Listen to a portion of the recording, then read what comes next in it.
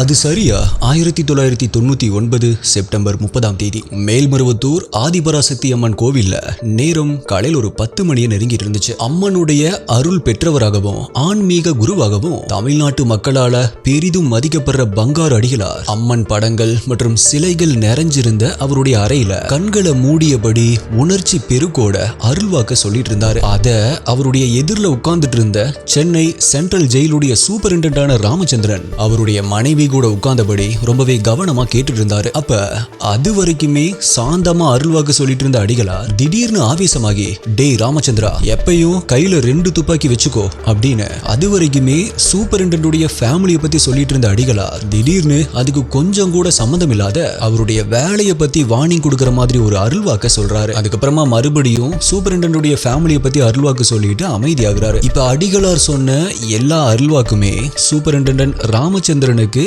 மகிழ்ச்சியை கொடுத்திருந்தாலும் துப்பாக்கி வச்சுக்கோ அப்படின்னு சொன்னது மட்டும் அவரை ஆழமா யோசிக்க வச்சது. பிகாஸ் அவருடைய 32 வருட சிறைத்துறை அனுபவத்துல ஒரு தடவை கூட அவர் துப்பாக்கியை யூஸ் பண்ணதே கிடையாது. அதை யூஸ் பண்ற சிச்சுவேஷனும் அவருக்கு வந்தது கிடையாது. அப்படி இருக்க ஏன் இப்படி ஒரு அருள்வாக்கு நமக்கு சொல்லப்பட்டுச்சு அப்படின்னு அவரு அடிகளார் கிட்ட கேட்கிறாரு. அதுக்கு அடிகளாரோ, அம்மா சொன்னா அப்படின்னா அதுல அர்த்தம் இருக்கும், அதனால நீங்க அவ சொன்ன மாதிரியே பண்ணுங்க அப்படின்னு மட்டும் சொல்றாரு. ஆனா அந்த டைம்ல கோவை குண்டுவெடிப்பு தீவிரவாதிகளால சூப்பரிண்டென்டன்ட் ராமச்சந்திரனுடைய உயிருக்கு ஒரு அபாயம் இருந்தாலுமே இது வரைக்கும் அவருக்கு ஒரு குண்டூசி குத்துற அளவுக்கு கூட ஒரு காயம் கூட ஏற்பட்டது கிடையாது. சோ நமக்கு என்ன ஆபத்து வந்துட போகுது அப்படின்னு அடிகளாருடைய அருள்வாக்க பெருசா எடுத்துக்காம விட்டுருக்காரு. பட் அப்படி அவர் அலட்சியமா இருந்தது எவ்வளவு பெரிய தப்பு அப்படின்னு அவர் ஃபீல் பண்ற மாதிரியான ஒரு இக்கட்டான சூழ்நிலை வரும் அப்படின்னும் அப்போ அவருக்கு தெரியாம போயிருச்சு. எஸ், தலைக்கு மேல வெள்ளம் போற மாதிரி அப்படின்னு சொல்லுவாங்க இல்லையா, அந்த மாதிரி ஒரு சிச்சுவேஷன்ல தான் சூப்பரிண்டென்டன்ட் ராமச்சந்திரன் பங்காரு அடிகளார் சொன்ன அந்த அருள்வாக்க ஒரு டிசப்பாயின்மெண்டான மைண்ட் செட்டோட நினைச்சு பார்க்க போறாரு. அப்படி அவரை நினைச்சு பார்க்க வச்ச தமிழக சிறைத்துறை வரலாற்றிலேயே கருப்பு பக்கங்களா இருக்கக்கூடிய சென்னை மத்திய சிறைச்சாலையில அன்னைக்கு அப்படி என்னதான் நடந்துச்சு அப்படிங்கிற கம்ப்ளீட்டான ஒரு டீடைல்டான டாக்குமெண்ட்ரியை தான் இந்த செகண்ட் பார்ட் வீடியோல நம்ம பார்க்க போறோம். எஸ், இந்த வீடியோ செகண்ட் பார்ட் வீடியோ. இதோடைய பார்ட் 1 நீங்க பார்க்காம இங்க வந்திருந்தீங்க அப்படின்னா அந்த வீடியோடைய லிங்க் டிஸ்கிரிப்ஷன் பின்ட் கமெண்ட்ல கொடுத்துருக்கேன். ஃபர்ஸ்ட் அதை போய் பார்த்துட்டு அதுக்கப்புறமா இங்க வாங்க. பிகாஸ் அப்பதான் என்ன நடந்துச்சு அப்படிங்கிற எல்லாமே உங்களுக்கு முழுசா புரியும். நீங்க பார்த்துட்டு இருக்கிறது சரவணன் டிகோட்ஸ். நான் உங்கள் சரவணன். வாங்க இன்னைக்கு வீடியோக்குள்ள போலாம்.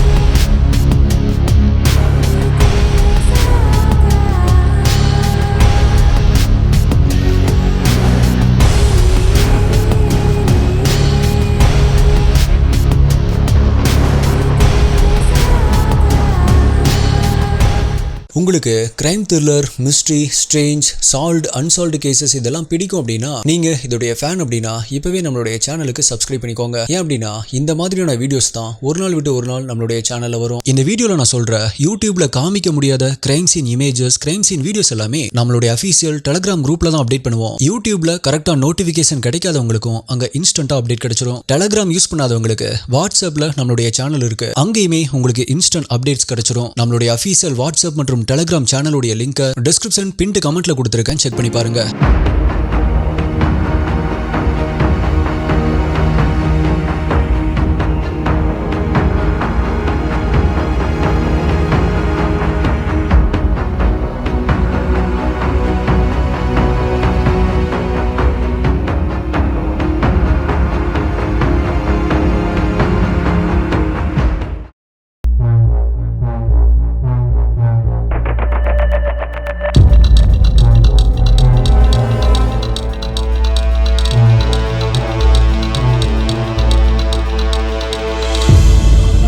சுமார் 11 ஏக்கர் பரப்பளவு கொண்ட சுத்தியுமே போலீஸ் குவார்டர்ஸ் இருக்கக்கூடிய இந்த சிறையுடைய என்ட்ரன்ஸ் கேட்டை தாண்டி உள்ள போனோம் அப்படின்னா லெஃப்ட் சைடு மாடியில சூப்பரிண்டென்டன்ட் ஆபீஸ் ரூமும் ரைட் சைடுல ஜெயிலர் ஜெயக்குமாருடைய ஆபீஸ் ரூமும் இருக்கும். அதுக்கு அப்படியே ஆப்போசிட்ல தீவிரவாதிகள் மற்றும் விடுதலை புலிகள் அமைப்பை சேர்ந்த கைதிகள் இருக்கக்கூடிய ஹை செக்யூரிட்டி பிளாக்கும் இருக்கும். இந்த பிளாக்ல தான் இறந்து போன பாக்ஸர் வடிவேலுவும் ஜெயில் விதிகளுக்கு கட்டுப்படாம இருந்த மேலும் சில கைதிகளும் அடைக்கப்பட்டிருந்தாங்க. ஆல்சோ அதை ஒட்டி ரைட் சைடுல இருந்த இருந்த அந்த காம்பவுண்ட் கேட்டை தாண்டி உள்ள போனோம் அப்படின்னா அங்கதான் புதுசா வரக்கூடிய தண்டனை கைதிகளை அடைச்சு வைக்கிற குவாரண்டைன் பிளாக் இருக்கும். பிகாஸ் அவங்களுக்கு ஏதாவது இன்ஃபெக்ஷன் இருக்கா அப்படின்னு செக் பண்றதுக்காகவும் அந்த புதுசுல அவங்க ஜெயில பார்த்து பயப்படக்கூடாது அப்படிங்கிறதுக்காகவும் அவங்கள ஒரு மாசம் அங்கேயே வச்சிருந்து அதுக்கப்புறமா தான் பழைய கைதிகள் கூட சேர்ந்து அடைச்சு வைப்பாங்க. இப்ப வடிவேலு இருந்த அந்த ஹை செக்யூரிட்டி பிளாக்கை தாண்டி உள்ள போனோம் அப்படின்னா அங்க ஒரு மெயின் கேட் வரும். அதை தாண்டி கொஞ்சம் தூரம் தள்ளி போனா இன்னொரு மெயின் கேட் வரும். சோ அந்த ரெண்டு கேட்டுக்கும் இடையில இருக்கிற அந்த இடத்துக்கு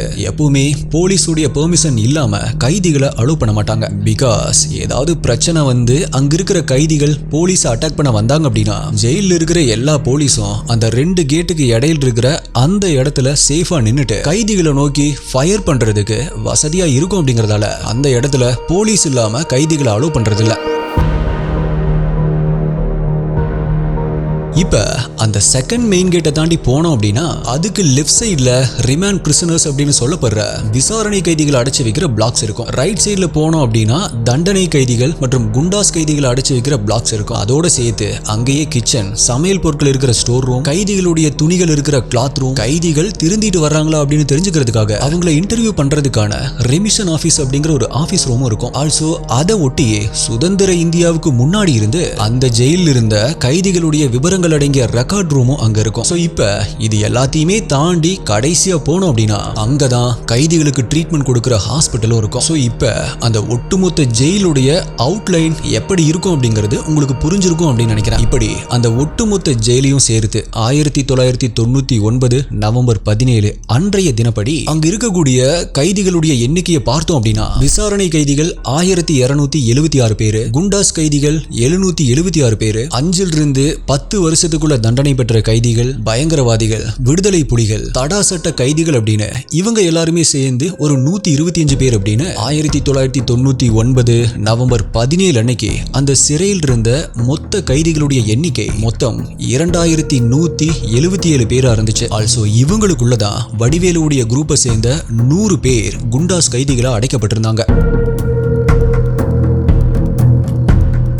இப்ப அந்த ஜெயிலுடைய வழக்கப்படி கைதிகள் எல்லாரையுமே காலையில 6 மணிக்கு லாக்அப்ல இருந்து திறந்து விட்டுருவாங்க. அதுக்கப்புறமா குளிச்சு சாப்பிட்டு முடிச்சுட்டு அவங்களுக்கான பிளாக்ஸ்குள்ள இருந்தபடியே அவங்களுக்கு தரப்பட்ட வேலைகளை செய்ய ஆரம்பிப்பாங்க. அதாவது கல் உடைக்கிறது, தோட்டம் அமைக்கிறது, ஜெயில நடக்கிற ரெனோவேஷன் ஒர்க்குக்கு ஹெல்ப் பண்றது, ஜெயில இருக்கிற அத்தனை பிளாக்ஸையும் பாத்ரூம்ஸையும் கிளீனா வச்சுக்கிறது அப்படின்னு அவங்களுக்கு தரப்பட்ட வேலைகளை அவங்க செஞ்சுட்டு இருப்பாங்க. இதுல தண்டனை கைதிகளுக்கு மட்டும்தான் வேலைகள் தரப்படும். குண்டாஸ் மற்றும் விசாரணை கைதிகள் சின்ன சின்ன கிளீனிங் ஒர்க்ஸை தவிர்த்து பெருசா எதுவும் வேலை செய்ய மாட்டாங்க. சோ பெரும்பாலான நேரங்கள்ல அவங்களுடைய பிளாக்ஸ்குள்ள இருக்கிற மரத்தடிக்கு கீழே உட்கார்ந்துட்டு கேரம் போர்டு, ஆடுபுலி ஆட்டம் மாதிரியான கேம்ஸை விளையாடுறது, அவங்களுக்குள்ளேயே எதை பத்தியாவது பேசிக்கிட்டு அரட்டை அடிக்கிறது அப்படின்னு பொழுத கழிச்சிட்டு இருப்பாங்க. அதுக்கப்புறமா ஈவினிங் 5:30 மணிக்கு மறுபடியுமே அட்டெண்டன்ஸ் எடுத்துட்டு எல்லா கைதிகளும் சரியா இருக்காங்களா அப்படின்னு கன்ஃபார்ம் பண்ணிட்டு லாக்அப் குள்ள வச்சு பூட்டிடுவாங்க. அப்படி உள்ள வச்சு பூட்டப்பட்ட கைதிகள்ல சில பேர் நவம்பர் 16 அன்னைக்கு நைட்டு தூக்கத்திலிருந்து எந்திரிச்சு பாக்ஸர் வடிவேலுவை ஹாஸ்பிட்டலுக்கு கொண்டு போறத பார்த்திருக்காங்க. அதுக்கப்புறமா காலையில லாக்அப்ல இருந்து அவங்கள திறந்து விடும் பொழுது வடிவேலுக்கு என்னாச்சு அப்படின்னு வார்டர்ஸ் கிட்ட கேட்டிருக்காங்க. அப்பதான் அவன் இறந்து போயிட்டான் அப்படிங்கிற நியூஸ் அவங்களுக்கு சொல்லப்பட்டிருக்கு. அதுக்கப்புறமா தான் நான் ஃபர்ஸ்ட் பார்ட்ல சொன்ன மாதிரி அந்த விஷயம் காட்டு தீ மாதிரி கைதிகள் மத்தியில பரவ ஆரம்பிச்சிருக்கு. சோ இந்த விஷயம் தெரிஞ்ச வடிவேலுடைய ஆட்கள் மனசுக்குள்ளேயே கொந்தளிக்க ஆரம்பிக்கிறாங்க.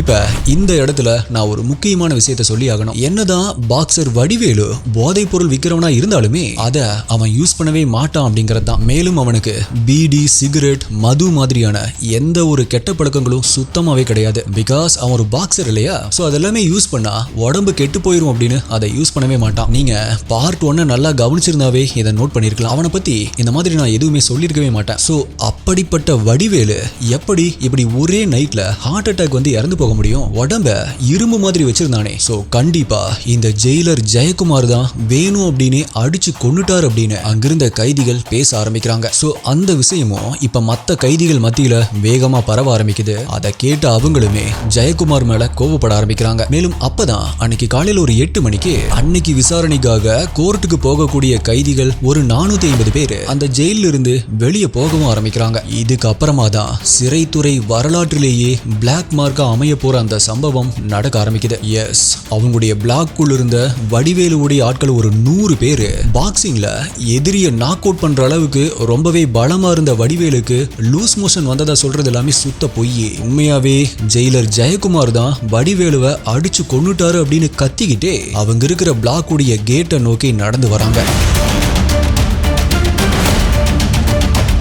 அதை பார்த்து அதிர்ச்சியான ஜெயில் வார்டர்ஸ் ஒரு 3 பேரு அவங்கள ஸ்டாப் பண்ண ட்ரை பண்றாங்க. பட் அவங்கள அசால்ட்டா அடிச்சு போட்டுட்டு அந்த கேட்டுடைய சாவியை பிடுங்குறாங்க. இப்ப கேட்டை திறந்த அவங்க எல்லாருமே ஜெயிலர் ஜெயக்குமார் எங்க இருக்காரு அப்படின்னு கோபமா தேட ஆரம்பிக்கிறாங்க. அப்பதான் ரெமிஷன் ஆபீஸ் கிட்ட நின்றுட்டு இருந்த ஜெயக்குமார் அவங்க எல்லாத்தையுமே பார்த்துட்டு ஷாக் ஆயிருக்காரு. இவனுக்கு எப்படி வெளியே வந்தானுங்க அப்படின்னு யோசிக்க ஆரம்பிச்சவரு ஏதாவது பிரச்சனை பண்ண வரானுங்களா அப்படிங்கிற கேள்வியோட ரெமிஷன் ஆபீஸ்க்குள்ள போறாரு. அங்க இருக்கிற ஒரு 4 வார்டர்ஸ் கிட்ட வடிவேலுடைய ஆளுங்க இங்க வரானுங்க அப்படின்னு அவரு சொல்லிட்டு இருக்கும் போதே அங்க வந்து அவனுங்க ஜெயக்குமாரையும் வார்டர்ஸையும் ஆவேசமா அடிச்சு உதைக்க ஆரம்பிக்கிறானுங்க. மேலும் அதுல இருந்த ஒருத்தன் பக்கத்துல சமையல் பொருட்கள் இருந்த இடத்துக்கு போய் சாக்கு தைக்கிற ஒரு கோணி ஊசி எடுத்துட்டு வந்து ஜெயக்குமாருடைய வயிற்றிலேயே குத்த ஆரம்பிக்கிறான். இன்னும் சில பேர் அங்கிருந்த மர சேர்களை தூக்கி அதாலேயே ஜெயக்குமாரையும் வார்டர்ஸையும் அட்டாக் பண்றானுங்க. இதனால அவரும் நட்ராஜ் அப்படிங்கிற ஒரு வார்டரும் மயக்கம் போட்டு கீழே விழுகிறாங்க.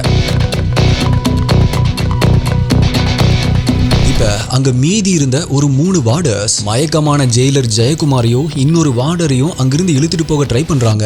ஆனா கைதிகள் அவங்களையும் விடாம அட்டாக் பண்ணதால வார்டர் நட்ராஜ மட்டும் அங்கிருந்து எப்படியோ வெளியே இழுத்துட்டு வந்து வைக்கிறாங்க. அதுக்கப்புறமா ஜெயிலர் ஜெயக்குமாரை தூக்குறதுக்கு அவங்க மறுபடியுமே உள்ள போக ட்ரை பண்றப்ப கைதிகள் அவங்கள விரட்டி இருக்காங்க. இதனால நம்மளுடைய உயிருக்கு ஏதாவது ஆபத்து வந்துருமோ அப்படின்னு பயந்த அந்த 3 வார்டர்ஸும் அங்கிருந்து ஓடி கைதிகளுடைய லாக்அப் குள்ள ஒளிஞ்சிருக்காங்க. ஆனா அப்பவுமே வெறி அடங்காத கைதிகள் அவங்களுடைய ஆத்திரத்தை மயங்கி கிடந்த ஜெயக்குமார் மேல காட்ட ஆரம்பிக்கிறானுங்க. எஸ், அவருடைய உடல் மேல அங்க உடைஞ்சு கிடந்திருந்த டேபிள் சேர் அப்படின்னு அது எல்லாத்தையுமே தூக்கி போடுறானுங்க. அதோட கிளாத் ரூமுக்கு போய் அங்கிருந்த கைதிகளுடைய ட்ரெஸ் அள்ளிட்டு வந்து அவர் மேல போட்டு கடைசியா ஸ்டோர் ரூம்ல இருந்த சீமண்ணையை எடுத்துட்டு வந்து அத ஜெயக்குமார் மேல ஊத்தி தீய பத்த வைக்கிறானுங்க.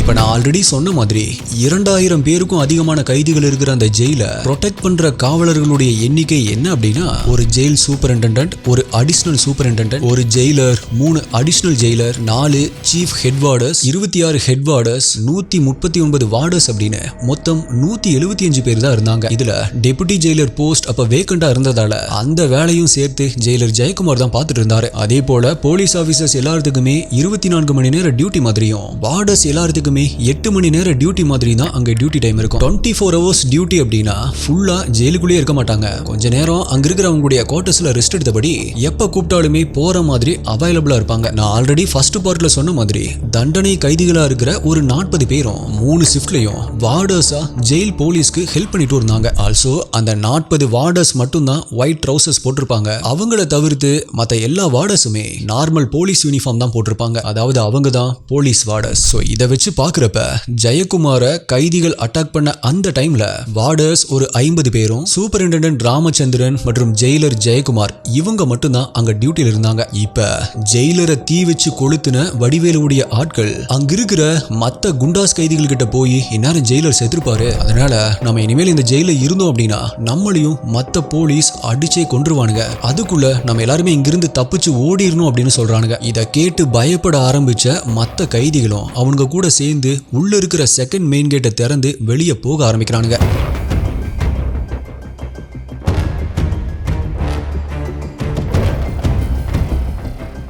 ஆனா ஃபர்ஸ்ட் மெயின் கேட்ல இருந்த வார்டர்ஸ் ஒரு 5 பேர் அவனுங்க கூட்டமா வர்றதை பார்த்துட்டு அந்த கேட்டை லாக் பண்ணிட்டு அவனுங்களை போக விடாம தடுக்கிறாங்க. பட் கிட்டத்தட்ட 300 பேருக்கும் மேல இருந்த அவனுங்க அங்கிருந்த வார்டர்ஸையும் அடிக்க ஆரம்பிக்கிறானுங்க. இதனால பயந்து போன அந்த வார்டர்ஸ் பக்கத்துல விசாரணை கைதிகள் இருந்த பிளாக்கை நோக்கி ஓட ஆரம்பிக்கிறாங்க. ஆனா அப்பயுமே விடாத அவனுங்க வார்டர்ஸை துரத்திட்டு அந்த பிளாக்குள்ள போய் அங்கிருந்த கைதிகள் கிட்டையும் நடந்த விஷயத்த சொல்லி வாங்கடா தப்பிச்சு போயிடலாம் அப்படின்னு கூப்பிடுறானுங்க. சோ அவனுங்களும் இப்ப குண்டாஸ் கைதிகளோட சேர்ந்து அங்கிருந்த வார்டர்ஸை அடிச்சு அடிச்சு லாக்அப் குள்ள தூக்கி போட்டுட்டு பூட்டி இருந்த அந்த ஃபர்ஸ்ட் மெயின் கேட்டை அங்கிருந்த பெரிய பெரிய கற்களை எடுத்து போட்டு பிரேக் பண்ண ஆரம்பிக்கிறானுங்க. இத பார்த்த என்ட்ரன்ஸ் கேட்ல இருந்த வார்டர்ஸ் 3 பேரும் சூப்பரிண்டெண்டன்ட் ராமச்சந்திரனுடைய ஆர்டர்லி, அதாவது அவருடைய ஹெல்ப்பர் ஒருத்தரும் இங்க என்ன நடந்துட்டு இருக்கு அப்படிங்கிறது புரியாம அதிர்ச்சியில மிரண்டு போய் நிக்கிறாங்க. ஆல்சோ அதே டைம்ல கைதிகளுடைய சத்தத்தை கேட்டு குவாரண்டைன் பிளாக்ல இருந்த வார்டர்ஸ் 2 பேருமே அங்க வந்து அங்க நடந்துட்டு இருக்கிற காட்சியை பார்த்து அதிர்ச்சி ஆகுறாங்க. சோ உடனடியா மாடியில் இருக்கிற சூப்பரிண்டெண்டன்ட் ஆபீஸ் ரூமுக்கு போன அவருடைய ஹெல்ப்பர் அங்க யூனிஃபார்ம் சேஞ்ச் பண்ணிட்டு இருந்த அவர்கிட்ட, சார் கீழே பெரிய பிரச்சனை ஆயிருச்சு சார், கைதிகள் எல்லாருமே அவங்களுடைய பிளாக்ஸ்ல இருந்து வெளியே வந்து அடாவடி பண்றானுங்க சார் அப்படின்னு சொல்றாரு. இதை கேட்டு ஷாக்கான ராமச்சந்திரன் அவருடைய ஆபீஸ் ரூமுடைய கதவை திறந்து மாடியில் இருந்தபடியே கீழே பாக்குறாரு. அப்ப அங்கிருந்த கைதிகள் கற்களால கேட்டை அட்டாக் பண்ணி அங்கிருந்து தப்பிக்க ட்ரை பண்றானுங்க அப்படிங்கறத பார்த்துட்டு கோபமானவரு உடனடியா உள்ள போய் எமர்ஜென்சி சைரனை ஆன் பண்றாரு. அதுக்கப்புறமா டேபிள் மேல இருந்த தன்னுடைய பிஸ்டல் மற்றும் ஒரு 10 புல்லட்ஸையும் எடுத்துட்டு கீழே என்ட்ரன்ஸ் கேட்டுக்கு போக ஆரம்பிக்கிறாரு.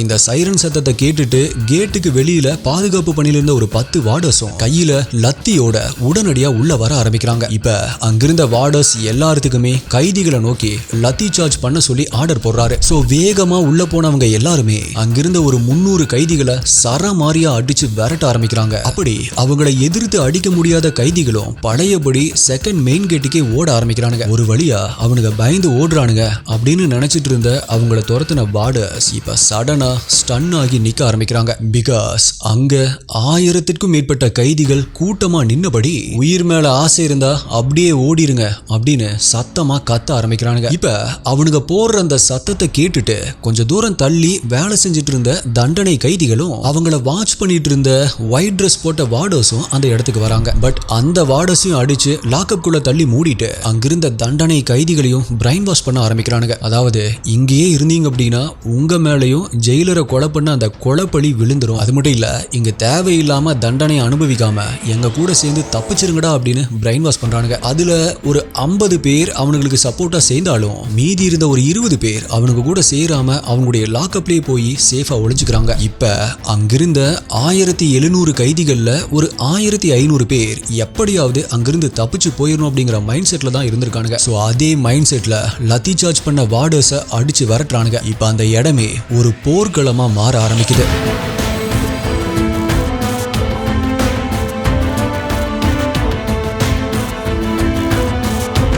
சோ இத பார்த்துட்டு இருந்த ராமச்சந்திரனுக்கு ஜெயிலரும் உள்ளிருந்த வார்டர்ஸும் என்ன ஆனாங்க, அவங்க இப்ப எங்க இருக்காங்க அப்படிங்கிற டவுட் வர ஆரம்பிக்குது. ஒருவேளை கைதிகளுக்கு பயந்துட்டு அவங்க எல்லாருமே வேற எங்கேயாவது சேஃபா ஒளிஞ்சிருப்பாங்களோ அப்படின்னு நினைச்ச ராமச்சந்திரன் இவ்வளவு பெரிய கைதிகள் கூட்டத்தை கண்ட்ரோல் பண்ணணும் அப்படின்னா அதுக்கு இன்னுமே ஒரு பெரிய போலீஸ் ஃபோர்ஸ் வேணும் அப்படின்னு டிசைட் பண்றாரு. சோ பக்கத்துல இருந்த ஜெயிலர் ஆபீஸ்க்கு போய் அங்கிருந்த போன் மூலமா அந்த ஏரியாவுடைய எல்என்டோ லா அண்ட் ஆர்டர் போலீஸ்க்கு கால் பண்ணி ஹெல்ப் கேட்கிறாரு. மேலும் அங்க குவார்டர்ஸ்ல இருக்கிற அந்த ஜெயிலுடைய மத்த அதிகாரிகளுக்கும் கால் பண்ணி அங்க வர சொல்றாரு. அதுக்கப்புறமா மறுபடியுமே என்ட்ரன்ஸ் கேட் கிட்ட வந்து நின்னு அவர் கூட இப்ப கைதிகளால விரட்டி அடிக்கப்பட்ட வார்டர்ஸும் உடம்புல ரத்த காயங்களோட வந்து நிக்கிறாங்க. இப்ப அவங்க அவரை பார்த்து, சார் கைதிங்க எல்லாருமே ரொம்ப ஆத்திரமா இருக்கானுங்க, சோ நமக்கு எதுவுமே ஆபத்து வராம இருக்கணும் அப்படின்னா நம்ம இங்கிருந்து போய் ஒளிஞ்சுக்குவோம் சார் அப்படின்னு பயந்தபடியே சொல்ல ஆரம்பிக்கிறாங்க. ஆனா சூப்பரிண்டெண்டன்ட் ராமச்சந்திரனும் 32 வருஷமா ஒரு போலீஸ்கார கெத்தோட வேலையை பார்த்த நம்ம இப்ப பயந்து ஓடிட்டோம் அப்படின்னா அதை விட கேவலம் வேற எதுவுமே இல்ல. சோ செத்தாலுமே கைதிங்க கூட சண்டை போட்டு வீரமா செத்து போயிடணும், எக்காரணம் கொண்டும் பின்வாங்கி ஓடிடக்கூடாது அப்படின்னு தைரியமா நிக்க ஆரம்பிக்கிறாரு. அதே தைரியத்தோட இன்னொரு முடிவையும் எடுக்க ஆரம்பிக்கிறாரு. அதாவது கைதிகள் எல்லாருமே ஃபர்ஸ்ட் மெயின் கேட்டை அட்டாக் பண்ணி திறக்க ட்ரை பண்றானுங்க அப்படிங்கறதால அதுக்கப்புறமா அவங்களுடைய ஏம் நம்மள வந்து அட்டாக் பண்றதா தான் இருக்கும் அப்படின்னு கெஸ் பண்ணவரு அவருடைய பிஸ்டலை வானத்தை நோக்கி காட்டி 4 தடவை சுட்டபடி அந்த கேட்டை தொடாதீங்கடா, தொட்டா சுற்று வேண்டாம் அப்படின்னு வான் பண்றாரு. இப்ப இதனால ஒரு சில வினாடிகள் பயந்து நின்று அவனுங்க, டே அவர் எத்தனை பேரடா சுற்றுவாரு பாத்துருவோண்டா அப்படின்னு சொன்னபடியே மறுபடியும் அந்த கேட்டை கூட்டமா அட்டாக் பண்றாங்க. பண்றானுங்க. சோ வேற வழி இல்லாத சூப்பரிண்டெண்டன்ட் இப்ப அவனுங்களை நோக்கி துப்பாக்கியால ஷூட் பண்ண ஆரம்பிக்கிறாரு. அவர்கிட்ட இருந்த புல்லட்ஸ் தீர்ந்ததுக்கு அப்புறமா மறுபடியும் அவருடைய பாக்கெட்ல இருந்த இன்னொரு 10 குண்டுகளையும் லோட் பண்ணி ஃபயர் பண்றாரு. இதுல ஒரு 10 பேர் அங்கேயே குண்டடிபட்டு சுருண்டு விழுகிறானுங்க. 500க்கும் மேற்பட்ட கைதிகள் அங்கிருந்து களைஞ்சு ஓட ஆரம்பிக்கிறானுங்க. பட் ஒரு 300 பேர்கிட்ட கேட் வழியா அங்கிருந்த பில்டிங்ஸ் உடைய ரூஃப் மேல ஏறி நிக்க ஆரம்பிக்கிறானுங்க. ஆல்சோ கீழ இருக்கிற ஒரு 200 பேர் போலீஸ் ஃபயர் பண்ணதுல கோவமாகி அங்கிருந்த கற்களை எடுத்து போலீஸை பார்த்து எரிய ஆரம்பிக்கிறானுங்க. பட் இப்ப புல்லட்ஸ் எல்லாமே காலியான இந்த நிலைமையில நின்னுட்டு இருந்த சூப்பரிண்டெண்டன்ட் மேல அவனுங்க எரிஞ்ச அந்த கற்கள் வரிசையா வந்து விழுக ஆரம்பிக்குது. அந்த டைம்ல தான் அவரு பங்காரு அடிகளார் சொன்ன அருள்வாக்க நினைச்சு பாக்குறாரு. அதாவது இன்னொரு துப்பாக்கி இருந்தா இப்ப நமக்கு இன்னுமே பாதுகாப்பா இருந்திருக்கும் அப்படின்னு நினைக்க ஆரம்பிக்கிறாரு. பட் அப்பதான் அவருக்கு ஆறுதல் கொடுக்கிற மாதிரி போலீஸ் ஜீப் மற்றும் வேன் வரக்கூடிய சைரன் சவுண்டும் அவருக்கு கேட்க ஆரம்பிக்குது. எஸ், ஐஜி, எஸ்பி அப்படின்னு பெரிய ஆபீசர்ஸ் தலைமையில ஒரு 100 பேர் அடங்கிய போலீஸ் போர்ஸ் அந்த ஜெயிலுக்கு பக்கத்தில் இருக்கிற பாலம் வழியா அங்க வந்துட்டு இருக்காங்க. இத பார்த்து பயந்து போன பில்டிங் மேல நின்னுட்டு இருந்த கைதிகள் அங்கிருந்த ஓடுகளை பிரிச்சு போலீஸுடைய வாகனங்கள் மேல ஏறி ஆரம்பிக்கிறானுங்க. எஸ், அந்த பாலத்துக்கு மேல இருந்து பார்த்தாலே ஜெயிலுடைய பில்டிங்ஸ் உடைய ரூஃப்ஸ் எல்லாமே ரொம்ப நல்லாவே தெரியும். மேலும் கல் எடுத்து எரிஞ்சு அட்டாக் பண்ற தூரத்துல தான் ஜெயில இருந்து அந்த பாலமுமே இருக்கும். சோ அதனாலதான் கைதிகள் இப்ப போலீஸ ஈஸியா அட்டாக் பண்றானுங்க. ஆல்சோ அங்கிருந்த ஒரு ரூம்குள்ள இருந்து கடப்பாறை, கத்தி, மண்வெட்டி அப்படின்னு வேலை செய்யறதுக்கு தேவையான ஆயுதங்களை எடுத்தும் எரிய ஆரம்பிக்கிறானுங்க. இதுல போலீஸ் வாகனங்களுடைய கண்ணாடிகள் உடைக்கப்பட்டு உடனடியா அந்த வாகனங்கள் ஸ்டாப் ஆகி பாலத்து மேலேயே நிக்க ஆரம்பிக்குது. அதனால பப்ளிக் உடைய வாகனங்களும் அங்கேயே நிக்குது. அட் த சேம் டைம் ஜெயிலுக்குள்ள இருந்த சூப்பரிண்டெண்டன்ட் ஜெயிலருடைய ஆபீஸில் இருக்கிற ரைபிள்ஸ் எடுத்துட்டு வர சொல்லி அங்கிருந்த வார்டர்ஸ்க்கு ஆர்டர் போடுறாரு. அவங்களும் அடுத்த சில வினாடிகளுக்குள்ளேயே அங்க போய் ஒரு 4 ரைபிளை எடுத்துட்டு வந்து நிக்கிறாங்க. பட் அந்த ரைபிள்குள்ள இருக்கிறதெல்லாம் வெறும் காயங்களை ஏற்படுத்தக்கூடிய சாதாரணமான ஒரு புல்லட்ஸ் தான். ஆனா அது தெரியாத கைதிகள் நம்மள சுட்டு கொல்ல போறாங்க அப்படிங்கிற பயத்துல பின்வாங்கி ஓட ஆரம்பிக்கிறானுங்க. ஆல்சோ மேல இருக்கிற கைதிகள் போலீஸ் வந்துட்டாங்கடா, பின்னாடி இருக்கிற சுவரை உடைங்கடா அப்படின்னு கத்திக்கிட்டே கடப்பாறைகளை தூக்கி கீழே வீசுறானுங்க. சோ அதை எடுத்துக்கிட்டு ஒரு 100 கைதிகள் ஹாஸ்பிட்டலை தாண்டி இருக்கிற அந்த காம்பவுண்ட் சுவரை உடைச்சு ஓட்ட போட ஆரம்பிக்கிறானுங்க.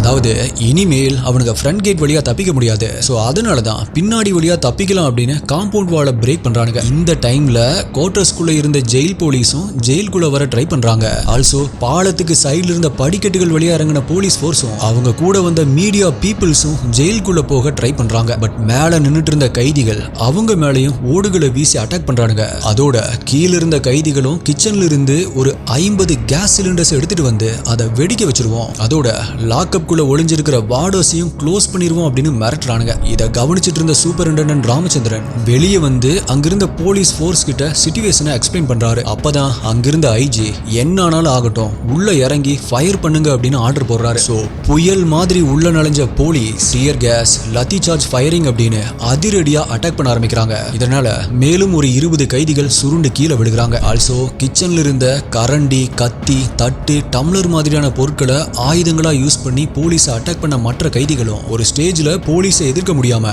அங்கிருந்து ஓடி போய் லாக்அப் குள்ள ஒளிஞ்சுக்க ஆரம்பிக்கிறானுங்க. அதோட சுவரை உடைச்சிட்டு இருந்த கைதிகளை நோக்கியும் போலீஸ் இப்ப ஷூட் பண்ண ஆரம்பிக்க பயந்து போன அந்த கைதிகளும் அங்கிருந்து ஓடி போய் லாக்அப் குள்ள ஒளிய ஆரம்பிக்கிறானுங்க. சரி, இப்ப கீழே எல்லாமே கிளியர் ஆயிருச்சு. மேல இருக்கிறவனுங்களை கண்ட்ரோல் பண்ணிட்டா ப்ராப்ளம் சால்வ் ஆயிரும் அப்படின்னு திங்க் பண்ண போலீஸ் போர்ஸும் கைதிகள் கிட்ட இருந்து வந்த அந்த கல்லெறிய தாங்கிட்டு பில்டிங் உடைய ரூஃப் மேல கஷ்டப்பட்டு ஏற ஆரம்பிக்கிறாங்க. ஆல்சோ அதே டைம்ல ஜெயக்குமாருடைய உடல் எரிஞ்சிட்டு இருந்த அந்த ரூம் மட்டும் இல்லாம பக்கத்துல இருக்கிற ரெக்கார்ட் ரூம் எரியறத பார்த்த ஜெயில் சூப்பரிண்டெண்டன்ட் ஃபயர் சர்வீஸ்க்கு கால் பண்றாரு. இப்ப ஒரு வழியா மேல ஏறின போலீஸ் அவங்களுடைய ரைபிள்ஸை வச்சு கைதிகளை ஷூட் பண்ண ஆரம்பிக்கிறாங்க. இதுலயும் குண்டடிப்பட்டு ஒரு 15 பேர் சுருண்டு விழுகிறானுங்க. இப்ப இத பார்த்த மேல இருந்த மத்த கைதிகள் பயந்து போய் மேல இருந்து கீழே குதிக்கிறானுங்க. இதுலயுமே பல பேருக்கு அடிபட ஆரம்பிக்குது. சோ அவங்கள தவிர்த்து அங்கிருந்த ஒரு 250 கைதிகளும் இப்ப லாக்அப் குள்ள போய் ஒளிஞ்சுக்கிறானுங்க. அதிலிருந்து சில நிமிடங்கள்ல அந்த இடமே ஏதோ ஒரு போர் நடந்து முடிஞ்ச மாதிரி மாற ஆரம்பிக்குது. அவனுங்க எல்லாருமே இப்ப போய் ஒளிஞ்சுட்டானுங்க. இப்ப போலீஸும் மின்னல் வேகத்துல லாக்அப்ஸ பூட்டி அங்கிருந்த கைதிகள் எல்லாருமே கரெக்டா இருக்காங்களோ அப்படின்னு கவுண்ட் பண்ண ஆரம்பிக்கிறாங்க. ஆல்சோ அதே டைம்ல fire service, ambulance, prison minister அப்படின்னு பலருமே அந்த ஜெயிலுக்குள்ள வர ஆரம்பிக்கிறாங்க. இப்ப பிரிசன் மினிஸ்டர் அங்க நடந்த விஷயங்களை கேட்டு தெரிஞ்சுக்கிட்டு அத அப்போதைய சிஎம்மா இருந்த கருணாநிதி அவர்களுக்கு இன்ஃபார்ம் பண்றாரு. பட் முதலமைச்சரோ சூப்பரிண்டென்டென்ட் ராமச்சந்திரனை பார்க்கணும் அப்படின்னு சொல்லி கூப்பிடுறாரு. சோ அவரை பார்த்து விளக்கம் சொன்னதுக்கு அப்புறமா ஜெயிலுக்கு வந்த சூப்பரிண்டென்ட்க்கு அப்பதான் ஜெயிலர் ஜெயக்குமார் இறந்து போயிட்டாரு அப்படிங்கிற விஷயம் தெரிய ஆரம்பிக்குது. அதாவது நெருப்பு அணைச்ச ஃபயர் சர்வீஸ் டீம் உள்ள முழுவதுமே எரிஞ்சு கறிக்கட்டையா கிடந்த ஒரு இறந்த உடலை தூக்கிட்டு வராங்க. அது ஜெயக்குமார் தான் அப்படிங்கிறது அவரு கூட இருந்த இப்ப ஹாஸ்பிட்டல்ல ட்ரீட்மெண்ட் எடுத்துட்டு இருக்கிற ஜெயில் வார்டர்ஸ் மூலமா தெரிய ஆரம்பிக்குது. அதோட வார்டர் நட்ராஜும் இறந்துட்டாரு. 40 போலீஸ் காயமடைஞ்சிருக்காங்க. மேலும் இந்த துப்பாக்கி சூடு சம்பவத்துல 13 கைதிகள் இறந்துட்டாங்க. அண்ட் 150 பேருக்கு மேல காயமடைஞ்சிருக்காங்க அப்படிங்கறது தெரிஞ்ச சூப்பரிண்டென்டென்ட் ராமச்சந்திரன் இப்ப மனம் கலங்கி போய் அங்க நிக்க ஆரம்பிக்கிறாரு. அதாவது கைதிகளை பாதுகாப்பா வச்சிருக்க முடியாம போயிருச்சே, நம்ம ரெஃபர் பண்ணி கூட்டிட்டு வந்த ஜெயிலர் இப்படி அநியாயமா இறந்து போயிட்டாரே அப்படின்னு திங்க் பண்ணி மனம் உடைஞ்சு போய் நிக்க ஆரம்பிக்கிறாரு. அப்ப அவருடைய உடல்ல பல காயங்கள் இருந்தாலுமே அதை விட அவருடைய மனசுல இருந்த காயம் தான் பெருசா அவருக்கு வலியை கொடுக்க ஆரம்பிச்சது. பட் அந்த சிச்சுவேஷன்ல தான் இந்த விஷயம் அரசியல்லையும் பூதாகரமா வெடிக்க ஆரம்பிக்குது. அதாவது கருணாநிதியுடைய ஆட்சியில கைதிகளுக்கு போலீஸ் மேல பயம் இல்லாம போயிருச்சு. போலீஸையே அட்டாக் பண்ணிட்டு பல பேர் தப்பிச்சு போயிட்டாங்க. சட்டம் ஒழுங்க பாதுகாக்க முடியாத கருணாநிதி பதவி விலகணும் அப்படின்னு எதிர்க்கட்சி தலைவரா இருந்த ஜெயலலிதா பேச ஆரம்பிக்கிறாங்க. இதுக்கு ரிப்ளை பண்ற விதமா சட்டமன்றத்தில் பேசின சிஎம் கருணாநிதி அப்போதைய உயர்நீதிமன்ற நீதிபதி டேவிட் அப்படிங்கிறவருடைய தலைமையில சிறை கலவரம் தொடர்பான விசாரணை நடத்தப்படும் அப்படின்னு பதில் சொல்றாரு. அது மட்டும் இல்லாம உடனடியா ஆக்டிவா இயங்க ஆரம்பிச்ச அந்த கமிஷனுடைய தலைவரும் அடுத்த 3 மாசத்துல தன்னுடைய விசாரணை முடிவை முதலமைச்சர் கருணாநிதி கிட்ட கொடுத்தாரு. அதுல பாக்ஸர் வடிவேலுவை ஜெயிலர் ஜெயக்குமார் அடிச்சு கொன்னுட்டாரு அப்படின்னு கைதிகளுக்கு மத்தியில பரவுன தப்பான வதந்தி தான் இப்படி ஒரு அசம்பாவிதம் நடக்கிறது காரணம். அது மட்டும் இல்ல, போலீஸ் அப்ப ஃபயர் பண்ணதுமே கூட சரியான நடவடிக்கை தான் அப்படின்னு ரிப்போர்ட்ல சொல்றாரு. மேலும் ஜெயக்குமாருடைய இறப்புக்கு காரணமானவங்க அப்படின்னு பாக்ஸர் வடிவேலுடைய ஆட்கள் ஒரு 27 பேர் மேல நடவடிக்கை எடுக்கணும் அப்படின்னு மென்ஷன் பண்றாரு. அதோட இந்த இன்சிடென்ட்ல பலியானவங்களுக்கு சரியான நிவாரணம் கொடுக்கணும் அப்படின்னும், மிக முக்கியமா இப்படி ஒரு சம்பவம் நடந்திருந்தாலும் ஒரு ஜெயில் கைதி கூட தப்பிக்கல, இறந்து போனவங்களை தவிர மத்த கைதிகள் எல்லாருமே சிறையில தான் இருந்திருக்காங்க அப்படின்னு சொல்றாரு. இது எல்லாத்துக்குமே மேல போலீஸ் ஃபயர் பண்ணதுல மிஸ் ஆன ஒரு புல்லட் அந்த டைம்ல பாலத்துக்கு மேல போயிட்டு இருந்த ஒரு 20 வயசு பையனுடைய தாடை பகுதியில பட்டு அது காயத்தை உண்டாக்கியிருக்கு அப்படின்னும் நீதிபதி டேவிட் தன்னுடைய ரிப்போர்ட்ல குறிப்பிட்டிருக்காரு. அது மட்டும் இல்ல, இந்த கலவரம் நடக்கிறதுக்கு மிக முக்கியமான காரணமா இருந்த வடிவேலுடைய மரணம் இயற்கையான மரணம் தான், அவனை யாருமே அடிச்சு கொலை பண்ணல அப்படின்னு சொல்லி தன்னுடைய ரிப்போர்ட்டை முடிக்கிறாரு. அதோட சேர்த்து தமிழ்நாட்டு மக்களுமே கூட ஜெயில ஒழுக்கமா இருக்க சொன்னா ஜெயிலரையே கொன்னிருக்கானுங்க, சோ அவனுக்கு மேல நடவடிக்கை எடுக்கணும் அப்படின்னும், போலீஸ் நடத்தின துப்பாக்கி சூடும் சரிதான் அப்படின்னும் ரொம்பவே கொந்தளிப்போட அவங்களுடைய கருத்துக்களை மீடியா கிட்ட சொல்ல ஆரம்பிக்கிறாங்க. சோ சிஎம் கருணாநிதியும் ஜெயிலருக்கு 10 லட்சம் ரூபாய் நிதி உதவியும், அவருடைய குடும்பத்துல ஒருத்தருக்கு அரசு வேலையும், அவருடைய பென்ஷன் பணம் மாசம் தவறாம அவருடைய மனைவிக்கு கடைசி வரைக்குமே கொடுக்கப்படும் அப்படின்னு ஆர்டர் போடுறாரு. மேலும் வார்டர் நட்ராஜுடைய ஃபேமிலிக்கு 5 லட்சம் ரூபாய் நிதி உதவியும், அவருடைய குடும்பத்துல ஒருத்தருக்கு அரசு வேலையும், இறந்து போன கைதிகளுக்கு 1 லட்சம் ரூபாய் பணமும் வழங்கப்படும் அப்படின்னும், காயமடைஞ்ச அந்த 20 வயசு பையனுக்கு 50,000 ரூபாய் நிதி உதவியும் வழங்கப்படும் அப்படின்னு ஆர்டர் போடுறாரு. பட் நீதிபதி டேவிட் குற்றம் சுமத்தின ஜெயிலர் ஜெயக்குமாரை எரிச்சு கொலை பண்ண அந்த 27 பேருக்கும் எதிரா எந்த ஒரு தீர்ப்புமே இப்ப வரைக்குமே கொடுக்கப்படல. இன்னும் சொல்ல போனா அவங்களுக்கு எதிரான விசாரணை கூட முழுசா நடக்கல அப்படின்னு தான் சொல்லணும். ஆனாலும் வேற குற்றங்களுக்கான தண்டனை காலம் முடிஞ்சு ரிலீஸ் ஆன அந்த 27 பேர்ல ஒரு 4 பேரை மட்டும் போலீஸ் என்கவுண்டர் பண்ணிட்டாங்க அப்படின்னு சொல்லப்படுது. பட் மத்த 24 பேரும் எங்க போனாங்க, அவங்க உயிரோட தான் இருக்காங்களா அப்படிங்கிற விஷயம் கூட இனிமே பெருசா மக்களுக்கு தெரியாம தான் இருந்துட்டு வருது. இந்த கலவரத்துல நம்ம கவனிக்க வேண்டிய ஒரு முக்கியமான விஷயம் என்ன அப்படின்னா, சிஎம், விசாரணை கமிஷன் மற்றும் ஹியூமன் ரைட்ஸ் இவங்க எல்லாத்துக்குமே சூப்பரிண்டென்டென்ட் ராமச்சந்திரன் கொடுத்த விளக்கம் தான். அது என்ன அப்படிங்கறத இப்ப பாத்துக்கலாம். அதாவது ஏன் ஃபயரிங் ஓபன் பண்ணி கைதிகளை ஷூட் பண்ணீங்க, லத்தி சார்ஜ் பண்ணியே கலவரத்தை அடக்கியிருக்க முடியாதா அப்படின்னு கேட்கப்பட்ட கேள்விக்கு உள்ளிருந்த வார்டர்ஸ் மற்றும் ஜெயிலர் அடக்கின கைதிகள் என்னையுமே தாண்டி ஒன்ஸ் அந்த என்ட்ரன்ஸ் கேட்டை ஓபன் பண்ணிட்டாங்க அப்படின்னா அங்கிருந்த 1500 கைதிகளும் தப்பிச்சு போயிருப்பாங்க. அதுக்கப்புறமா அவங்கள தேடி கண்டுபிடிக்கிறது அப்படிங்கிறது மிகப்பெரிய சேலஞ்சிங்கான ஒரு விஷயமா மாறி இருக்கும். மேலும் அவங்க வெளியில வந்து ஏதாவது அட்ராசிட்டி பண்ணியிருந்தாங்க அப்படின்னா பப்ளிக் உடைய உயிருக்கும் அது ஆபத்தை ஏற்படுத்தியிருக்கும். லா அண்ட் ஆர்டருடைய நிலைமையும் ரொம்பவே மோசமாயிருக்கும். பிகாஸ் உள்ளிருந்த கைதிகள் சாதாரண ஆளுக கிடையாது, எல்லாருமே மனசாட்சி இல்லாத மிருகங்கள். சோ கைதிகளை கூட அடக்கி வைக்க முடியாத கவர்மெண்ட் அப்படின்னு அரசாங்கத்து மேல மக்களுக்கு கோபம் வந்திருக்கும். மேலும் லா அண்ட் ஆர்டரை மேனேஜ் பண்ண முடியல அப்படின்னு சொல்லி கவர்மெண்டே கூட கலைக்கப்பட்டிருக்கும். அது மட்டும் இல்ல, உள்ள இருந்த என்னுடைய சிறை காவலர்களுக்கு எந்த ஒரு ஆபத்துமே வந்துடக்கூடாது அப்படிங்கிறதுக்காகவும் தான் நான் துப்பாக்கியை கையில எடுத்தேன் அப்படின்னு எக்ஸ்பிளைன் பண்ணியிருக்காரு. மேலும் கைதிகள் சில பேர் ஹை செக்யூரிட்டி பிளாக்கையும் கூட அப்ப ஓபன் பண்ணிட்டாங்க. ஆனா என்ன ரீசன் அப்படின்னு தெரியல, அந்த பிளாக்ல இருந்த பயங்கரவாதிகள் உள்ளிட்ட சில கைதிகள் வெளியே தப்பிக்கிறதுக்கு ட்ரை பண்ணல. கைதிகள் அந்த பிளாக்கை ஓபன் பண்ணதுதான் நாங்க அவங்க மேல ஃபயர் பண்றதுக்கான இன்னொரு காரணம் அப்படின்னு போலீஸ் சில பேர் விசாரணை கமிஷன் கிட்ட சொல்லியிருக்காங்க. எல்லாத்துக்குமே மேல ஜெயில இருந்த கைதிகளுமே கூட நாங்க தான் தப்பு பண்ணிட்டோம், போலீஸ் மேல எந்த தப்புமே இல்ல அப்படின்னு அக்செப்ட் பண்ணிருக்காங்க. இதனாலதான் விசாரணை கமிஷன் மற்றும் தமிழ்நாடு அரசும் சூப்பரிண்டெண்டன்ட் மற்றும் சிறை காவலர்கள் மேல எந்த ஒரு தவறுமே இல்ல அப்படின்னு அக்செப்ட் பண்ணிருக்காங்க. So my dear SDI investigators, இந்த ஸ்பெஷல் டாக்குமெண்ட்ரி எப்படி இருந்துச்சு? இந்த மாதிரியான ஒரு விஷயம் அதுவும் சென்னை ஜெயில நடந்திருக்கு அப்படிங்கிறது உங்களுக்கு எப்படி இருந்துச்சு? அண்ட் இத நான் தொகுத்து வழங்கின விதம் உங்களுக்கு பிடிச்சிருந்துச்சா? இந்த விஷயத்தை பத்தி ஏற்கனவே கேள்விப்பட்டிருக்கீங்களா? தமிழ்நாட்டையே உழுக்குன இந்த சென்னை சென்ட்ரல் ஜெயில் கலவரத்தை பேஸ் பண்ணி தான் ரீசெண்டா RJ பாலாஜியுடைய சொர்க்கவாசல் அப்படிங்கிற ஒரு படமும் கமல் சாருடைய விருமாண்டி அப்படிங்கிற படத்துடைய கிளைமேக்ஸும் எடுக்கப்பட்டுச்சு. சோ அதை பத்தியும் நீங்க என்ன நினைக்கிறீங்க அப்படிங்கறத கீழே கமெண்ட்ல சொல்லுங்க. ஆல்சோ இந்த மாதிரி வேற டிஃப்ரெண்டான டாபிக்ஸ் ஏதாவது இருந்துச்சு அப்படின்னா கீழே கமெண்ட் பண்ணுங்க. உங்களுக்காகவே